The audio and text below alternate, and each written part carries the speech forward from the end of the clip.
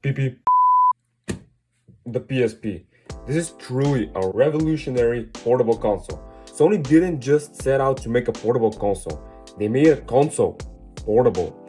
And even 20 years later, it can still do some pretty cool stuff.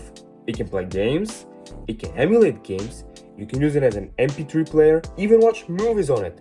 Heck, you can even use it as your hard drive and run Windows from it. Now, that last part kinda sounds stupid, and that's because it is, but with a big enough SD card and the right adapters and cables, I don't see why not really. Today, we're going to be installing Windows XP on this PSP. Alright. It's not gonna be on the PSP directly. We're basically gonna use it as an SD card reader, but it still sounds cool. The SD card of choice is this 64 gig SanDisk, and it's going to be connected to the PSP with this pretty much standard micro SD to memory card Pro Duo, because Sony just couldn't be bothered to put a standard SD card slot. Now, the way we're going to pull this off is by connecting the PSP in USB mode and giving access to the SD card to my PC, and then mapping the SD card as the only hard drive in a VM. Now, I've got a VM set up here, but you might notice something. It's got no hard drive. That's fine, I'll add my own. Add hard disk. Here we will select use a physical disk. I don't see PSP anywhere. That's fine, I got the tools. According to disk part, the PSP is disk 3. I got no reason to doubt that whatsoever. And we have a hard drive. Only thing left to do now is fire up the virtual machine and set up XP. Wait, what? Oh, the CD is not connected. I'll be right back. Alright, take two.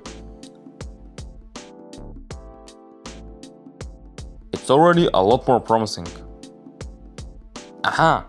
It was just the ISO being on my server and not locally.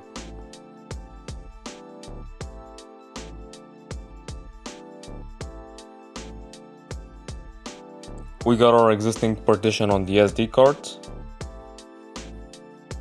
Delete that. And we will let this install. Hopefully it all goes to plan. Well, we're back. It installed fairly quickly and smoothly. However, there's something else I want to actually check out to see if it's reporting as a PSP. Interesting, so it doesn't seem to pass the PSP through directly. I know for a fact this is the PSP. I don't know, it's probably some VMware disk pass-through stuff thing.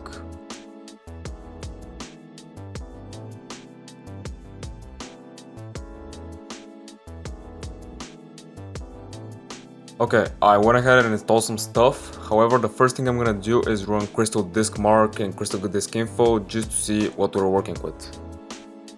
Well, right off the bat, Crystal Disk Info just has no idea what's going on.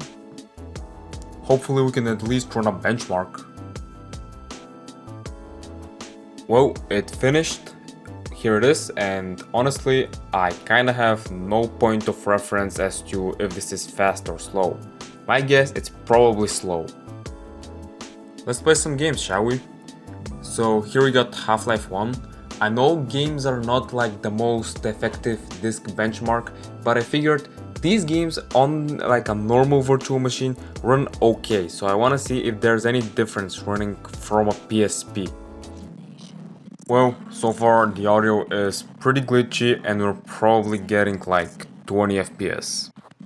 Yeah, the game's not running great. You know, Half-Life is an easy game to run, but here it's actually probably getting bottlenecked by our disk. Which is kinda weird. I haven't seen a game bottlenecked by a disk before, but hey, I guess you will learn something new every day. But can it play Crysis?